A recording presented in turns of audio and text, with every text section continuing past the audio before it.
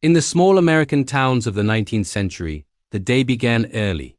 Before the sun reached the treetops, footsteps could already be heard on the wooden floorboards, the creaking of doors, and the repeated sound of iron striking the furnace. Domestic life followed a predictable rhythm. Families woke up with defined tasks. Children helped fetch water, feed animals, or gather firewood, and mothers organized the preparation of breakfast while observing the activity from the window. In rural communities in states like New York, Michigan, and Ohio, proximity between neighbors was a structural part of survival. The distance between houses might be a few kilometers, but interdependence was constant. The Adventist families that emerged after the disappointment of 1844 were not isolated from the rest of society. They lived in agricultural villages, growing towns, and the outskirts of medium-sized cities. They frequented local markets, participated in seasonal fairs, and depended on community mills. Interaction with neighbors of different Protestant denominations was commonplace. Baptists, Methodists, Presbyterians, and Christians without formal affiliations shared the same wells, dirt roads, and district schools. Doctrinal differences rarely surfaced in the practical tasks of daily life. What shaped their coexistence were widely shared values: discipline, hard work, domestic economy, and respect for family reputation. Reputation carried concrete weight. In small towns, the conduct of each family member was observed. Comments circulated easily in grocery stores, workshops, and weekly gatherings. When an Adventist group began to meet regularly to study the scriptures, often in a living room, it became common knowledge. It was not uncommon for neighbors to show curiosity or caution. Still, physical proximity fostered cooperation. During harvests and storms or illnesses, mutual help overcame religious differences. In Battle Creek, which would become an Adventist administrative center in the following decades, the community dynamic was visible on the main streets. Bakeries, printing shops, and general stores brought residents together daily. When the small printing press linked to the first Adventist periodicals began operating, it became part of the same local economic circuit. The newspaper circulation depended not only on fellow believers but also on postal and commercial networks shared with the entire population. The still modest urban environment created constant encounters between Adventist families and their neighbors. In the countryside, community influence was even more direct. Civic celebrations, such as Independence Day, involved virtually all residents. Even those who maintained Sabbath observances organized their routines so as not to completely break with collective life. Adventist children studied alongside classmates of different faiths in single-classroom public schools. There they learned reading, arithmetic, and geography under the guidance of teachers hired by the school district, often chosen in community assemblies. The curriculum was standardized and discipline reflected widely accepted Protestant values.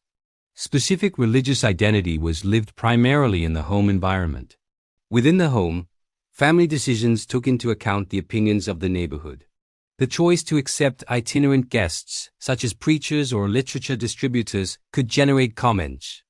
Opening the residence for weekly meetings meant greater circulation of people and external observation. At the same time, this hospitality reinforced internal bonds and expanded support networks. Ellen G. White's personal records describe frequent visits between families, shared meals, and long journeys in wagons to maintain contact with small groups scattered throughout different counties.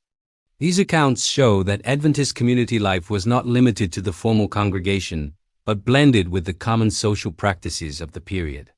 The influence of neighbors was also evident in economic choices. If a family decided to observe Saturday as a day of rest, this required a reorganization of agricultural work. Planting and harvesting needed to be adjusted. Employers and business partners were aware of these decisions. In villages where trade was intense on Saturdays, the absence of a family at fairs or markets could be noticed. Even so, many commercial relationships continued to be based on trust built over the years, more than on religious uniformity. The women maintained their own networks of interaction. Sharing recipes, lending utensils, and assisting with childbirth created strong bonds. These informal conversations circulated news about health, children's education, and financial difficulties. Ideas about dietary reform and temperance, which gained traction among Adventists from the 1860s onward, did not emerge in isolation. They interacted with broader social reform movements present in American society. Neighbors might adopt similar practices for different reasons, while others observed them with reservation. Domestic space was permeable to the community. Open windows in the summer let in the sounds of carts and distant voices. Children crossed fences to play. The boundary between private property and collective living was less rigid than in later periods. Every family decision reverberated in wider circles. Nascent Adventism grew in this environment of constant proximity, where identity was shaped both by internal convictions and external observation. Over the decades, and with the consolidation of its own institutions, this relationship between family and neighborhood began to acquire new configurations, keeping pace with the economic and urban transformations of the country. As the 1850s progressed, the small networks of Adventist families ceased to be merely informal groupings and began to acquire more defined outlines within local communities. Even so, daily life maintained the same rhythm that marked other American homes. The sound of the district school bell organized the children's schedules. The distant whistle of the railroad, where it already existed, marked the gradual integration of these villages into national commerce. The women continued to sew in natural light whenever possible, saving kerosene, and the men followed the variations in the weather with practical attention, attentive to the forecast of late frosts or prolonged rains. Under these circumstances, the influence of neighbors on Adventist family life was not abstract. It manifested itself in concrete decisions. When a family chose to withdraw their children from school activities scheduled for Saturday, they needed to dialogue with local teachers and administrators. In many regions of Michigan and Wisconsin, school boards were composed of elected residents, often personally known to the families involved. The negotiation took place face-to-face in the same environment where repairs to the school roof or have you ever wondered what it was like to be part of a brand new, and let's be honest, slightly unusual religious movement in 19th century America? Today, we're pulling back the curtain on the early days of the Seventh-day Adventist Church. This isn't just about dates and doctrines. It's about real people navigating a rapidly changing world from town squares to the battlefields of the Civil War. So picture this. It's the mid-1800s. The Adventist movement is just getting on its feet. They're a small group, often misunderstood. Their neighbors might see them as peculiar, especially for their Saturday Sabbath observance. Imagine your whole town is quiet on Sunday, but your family is bustling with activity. And then on Saturday, when everyone else is working, your home is a place of rest and worship. This created a unique social dynamic. Early Adventists often kept to themselves, forming tight-knit communities. They weren't trying to be antisocial, but their distinct lifestyle naturally set them apart. Their focus was on preparing for the second coming, so worldly affairs sometimes took a back seat. They built their own schools, publishing houses, and later sanitariums. This wasn't about isolation. It was about creating a supportive environment where their beliefs could flourish without constant friction from the outside world. Then, boom, the Civil War erupts in 1861, tearing the nation apart. This was a massive test for the young church. What do you do when your country goes to war, but you believe in the commandment, "Thou shalt not kill"? It was a huge dilemma. Initially, the church didn't have a unified stance. Some men enlisted while others felt it violated their conscience. The real turning point came in 1863, the same year the church officially organized. With the introduction of the military draft, they had to take a stand. They formally adopted a position of non-combatancy. This meant Adventists could be drafted, but they would serve in non-fighting roles, like medics, cooks, or hospital orderlies. They were willing to serve their country, but not to take a human life. This was a bold and countercultural position. Think about the pressure. In a time of intense patriotism, choosing to be a conscientious objector was often seen as cowardly or even treasonous. It took immense courage and conviction. Church leaders even lobbied the government, successfully securing official recognition for their non-combatant status. This decision shaped Adventist identity for generations, emphasizing a commitment to healing and service over violence. Beyond the war, 19th century America was a hotbed of moral reform movements, and Adventists were right in the thick of it. The biggest one was the temperance movement, the campaign against alcohol.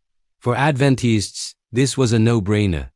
Their emerging health message, promoted by figures like Ellen G. White, emphasized that the body was a temple of the Holy Spirit. Anything that defiled that temple, like alcohol or tobacco, was to be avoided. So they were passionate advocates for temperance. They wrote articles, gave lectures, and signed pledges, often working alongside other religious and secular groups. They saw sobriety not just as a social good, but as a spiritual imperative. A clear mind was essential for discerning biblical truth and being ready for Christ's return. Another major movement was abolitionism, the fight to end slavery. While the official church was organized after the Emancipation Proclamation, its key leaders were staunchly anti-slavery from the beginning. Before the church was formally established, figures like Joseph Bates and James White were vocal abolitionists. Ellen White called slavery a sin and a moral evil that violated every principle of Christianity. For them, the idea that one person could own another was a direct contradiction to the belief that all people are created equal in God's image. After the war, Adventists were active in Reconstruction efforts, particularly in educating and assisting formerly enslaved people in the South. This commitment to racial equality was a core part of their understanding of social justice rooted in their theology. Now, let's zoom in from the public square to the private home. What was family life like for a 19th century Adventist? It was centered on faith. The day often began and ended with family worship, reading the Bible, singing hymns, and praying together. The Sabbath from Friday sunset to Saturday sunset was the highlight of the week. It was a day of complete rest from regular work, a time for family, worship, and enjoying nature. Children were raised with a strong sense of purpose and responsibility. They were taught to be honest, hard-working, and helpful. Education was highly valued, not just for career success, but for understanding the Bible and being effective missionaries. Many families were involved in the church's work, whether it was helping to distribute literature or hosting traveling preachers. Parents saw their primary role as guiding their children spiritually, preparing them not just for this life but for the life to come. It was a disciplined but loving environment, where faith was woven into the very fabric of daily existence. As the century drew to a close, the Seventh-day Adventist Church was no longer just a small, peculiar sect in New England. It had grown into a global movement. Thanks to the tireless work of missionaries, the Adventist message had reached Europe, Australia, Africa, and beyond. Their innovative health institutions, like the Battle Creek Sanitarium in Michigan, were gaining worldwide fame, attracting people from all walks of life. Dr. John Harvey Kellogg, though his relationship with the church would later become complicated, pioneered revolutionary ideas about nutrition, exercise, and wellness that were far ahead of their time. The church's publishing work exploded, printing literature in dozens of languages and sending it around the globe. They had transformed from a misunderstood local group into an organized, international denomination with a clear mission to share their unique message of hope, health, and the soon return of Jesus with the entire world. Their 19th century journey was one of conviction, courage, and community, laying a foundation that continues to shape the church over a century later. Thank you so much for joining me on this historical journey. If you found this interesting, don't forget to hit that like button, subscribe, and ring the bell so you don't miss our next video. See you next time. Same urban fabric, encountering peers in markets, parks, and civic celebrations. The development of the Adventist healthcare system also influenced community dynamics. The sanitarium in Battle Creek received patients from diverse religious and social backgrounds. Treatments based on principles of hygiene, diet, and physical exercise resonated with broader currents of health reform prevalent in the United States at the time. Non-Adventist neighbors could seek these services on medical recommendation or out of curiosity. This daily interaction softened confessional boundaries and created spaces for practical cooperation. Ellen G. White's records from this period mention frequent travels, camp meetings, and home visits in different states. These camp meetings, held in temporary tents, were open events, often attended by local residents interested in hearing lectures or simply observing the unusual activity. The presence of these gatherings reinforced Adventist visibility, but also integrated the group into the broader American religious culture, in which outdoor meetings were common practices among various denominations. At the same time, the increase in immigration to the United States at the end of the 19th century altered the profile of many cities. New languages, customs, and culinary traditions became part of daily life. Adventist families living in these urban centers interacted with neighbors of diverse European origins. Coexistence required mutual adaptation, learning different habits, and, in many cases, cooperation in shared work environments. Despite economic and demographic changes, the influence of the community on family life remained strong. Comments circulated quickly. Decisions about marriage, business, or changes of residence were discussed informally among acquaintances. Physical and social proximity maintained the family as an observed unit and an active participant in the public sphere. As the 19th century drew to a close, American society was already showing signs of accelerated modernization. Adventism, now structured nationally, remained embedded in this changing landscape, still dependent on daily interaction with neighbors who directly or indirectly shaped domestic choices and routines. The beginning of the new century would bring challenges and reconfigurations that would redefine once again this relationship between faith, family, and community. As the 20th century approached, many Adventist families in the United States no longer lived exclusively in rural areas or small isolated villages. Urbanization was steadily advancing, and medium-sized cities were becoming regional centers for commerce, education, and healthcare. Even so, daily domestic life retained traces of the previous century. Meal preparation remained centralized in wood-burning stoves in many homes. Mail was eagerly awaited, bringing news from distant relatives and reports from churches scattered throughout the country. Life continued to be organized around family commitments, work obligations, and community gatherings. In this new context, the influence of communities and neighbors did not disappear. It took on more complex forms. The expansion of Adventist institutions, including schools, publishing houses, and medical centers, created neighborhoods where members of the same faith lived close to one another. Around the sanitarium and publishing house in Battle Creek, for example, residential areas marked by a certain religious homogeneity formed. This reduced some of the tension experienced decades earlier, when isolated families were a minority in districts entirely composed of other denominations. At the same time, this concentration did not eliminate contact with the wider society. Local commerce remained diversified. Municipal authorities, police forces, and political representatives did not belong exclusively to the Adventist group. Civic issues such as taxes, sanitary regulations, and urban infrastructure required joint participation. The Adventist family, when paying taxes or requesting improvements to streets and lighting, acted like any other household in the city. The consolidation of independent schools profoundly changed the children's experience. Attending Adventist institutions meant daily interaction with peers of the same faith, reducing direct exposure to religious conflicts in the school environment. Even so, socialization was not limited to the school walls. Parks, markets, and public events continued to bring together young people from different backgrounds. Improvised games in the streets and interactions in public libraries kept cultural exchange active. Neighbors remained attentive to family choices. Dietary changes, especially the more consistent adoption of vegetarian diets in some homes, were discussed. The decision to avoid certain forms of entertainment, such as theater or dances held on Saturdays, was also noted. However, early 20th century American society was gradually becoming more pluralistic.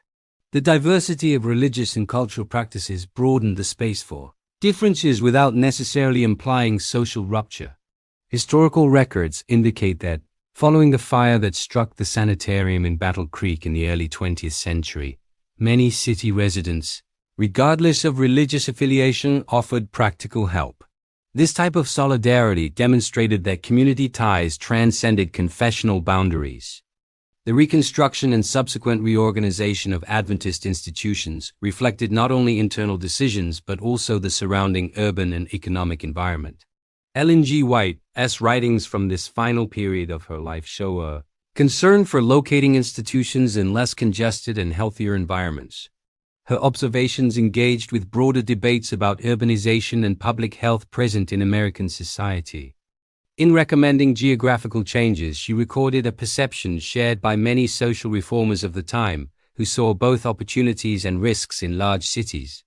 As new generations of Adventists grew up already embedded in established institutional networks, the direct influence of the neighborhood on doctrinal decisions diminished, but social influence remained. Marriages, job opportunities, and relocations to other regions of the country continued to be shaped by contacts established within the community environment. Increasing mobility, facilitated by railroads, broadened horizons, but did not eliminate the importance of locally built reputation. At the beginning of the new century, the American Adventist family found itself in a different position from that of the scattered pioneers of the 1840s and 1850s. There were schools, hospitals, and an organized administrative structure. Even so, the household remained embedded in real neighborhoods, subject to social expectations, daily cooperation, and the constant observation of neighbors. The history of these families demonstrates that Adventism did not. Have you ever wondered what it was like to be part of a brand new faith in 19th century America? Let's take a journey back in time, not just to look at the big historical events, but to peek into the daily lives of the very first Seventh-day Adventist families. This isn't just a story about theology. It's a story about people, farmers, teachers, parents, and children figuring out how to live their newfound beliefs while being part of the bustling, changing world around them. The Adventist movement was born out of the Second Great Awakening, a time of intense religious fervor across the United States. In the 1840s, after the Great Disappointment, a small group of believers didn't lose faith. Instead, they went back to their Bibles, studied intensely, and came to new understandings, particularly about the Sabbath. These weren't isolated scholars. They were ordinary families. Imagine gathering in a neighbor's living room, the room lit by oil lamps with Bibles spread open on the table. That's where it all started, in homes, not in grand cathedrals. Early on, these Adventist families were often tight-knit. They had to be. Their beliefs, especially observing the Sabbath from Friday sunset to Saturday sunset, made them stand out. While their neighbors were heading to the market or working their fields on a Saturday, Adventist families were at rest, attending small church gatherings or spending time in nature. This created a strong sense of community and shared identity. They supported each other, shared meals, and helped raise each other's children. This wasn't just a church. It was an extended family. Life was deeply intertwined with agriculture. Many early Adventists were farmers in New England and the Midwest. Their faith wasn't just a Sunday or Saturday activity. It influenced their entire week. The rhythm of their lives was shaped by the seasons, the planting and harvesting, but also by their religious calendar. The Sabbath provided a much-needed physical and spiritual rest from the hard labor of farm life. It was a weekly reminder that there was more to life than work. They saw God's hand in the cycles of nature, and their connection to the land deepened their faith, but they weren't cut off from the world. In fact, they were deeply engaged with it. Let's talk about their neighbors. How did a small community with such unique practices fit into the broader American landscape? It's a fascinating picture. In many rural areas, communities were built on mutual support. If a neighbor's barn burned down, everyone, regardless of their church affiliation, would come together for a barn raising. Adventists participated right alongside their Baptist, Methodist, and Catholic neighbors. They were seen as hard-working, honest people, even if their Saturday worship was a bit peculiar to others. Of course, it wasn't always easy. There were misunderstandings and sometimes social friction. Imagine trying to run a business that closes on Saturday when it is the busiest shopping day of the week.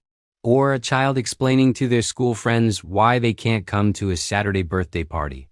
These were real, everyday challenges. But these challenges also strengthened their resolve and taught them how to explain their beliefs with kindness and patience. They learned to be, as the Bible says, in the world but not of the world. One of the most powerful ways they interacted with their communities was through their focus on health and education. From the very beginning, Adventists believed in caring for the whole person, body, mind, and spirit. This led them to establish schools and health institutions. Think about the Western Health Reform Institute, founded in 1866 in Battle Creek, Michigan. It later became the famous Battle Creek Sanitarium. This place wasn't just for Adventists. It welcomed people from all walks of life, promoting revolutionary ideas for the time, like the importance of fresh air, exercise, and a vegetarian diet. Dr. John Harvey Kellogg, though a complex figure, became a household name across America. Through the sanitarium and his health food innovations, including corn flakes, Adventist health principles reached far beyond their own church walls. People saw the practical, positive results of this lifestyle. So, while their theology might have seemed different, their commitment to health and well-being was something everyone could understand and appreciate. This created a bridge between Adventist families and their wider communities, built on shared goals of living longer, healthier lives. Education was the other key pillar. Adventists were passionate about providing their children with an education that reinforced their values. They started with small church schools, often in a single room. But their vision was bigger. They believed education should be practical, training not just the mind but also the hands. This led to the development of colleges like Battle Creek College, which later moved and became Andrews University.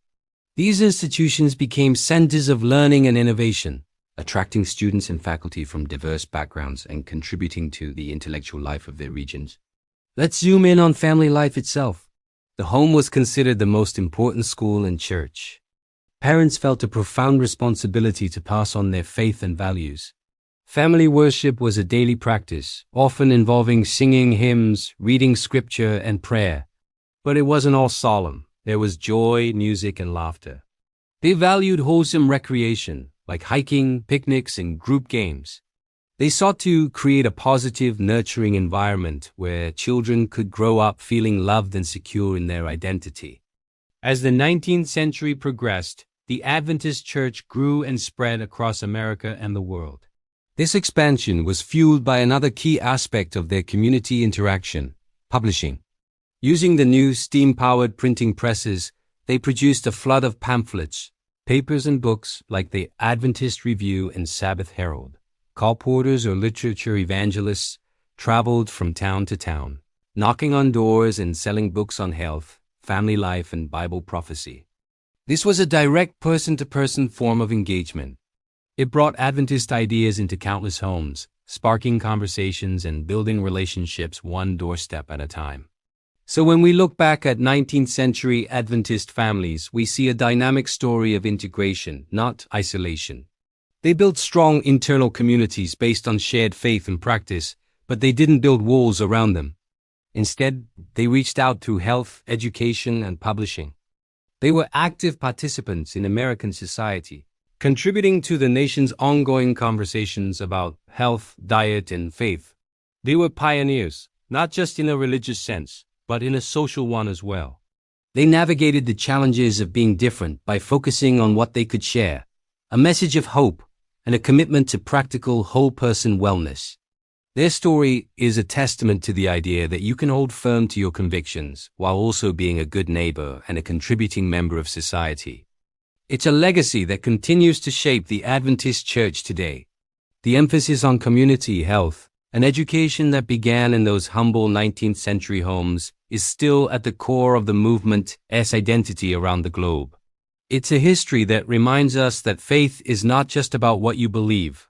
It's about how you live and how you love the community around you. Thank you so much for joining me on this historical journey today.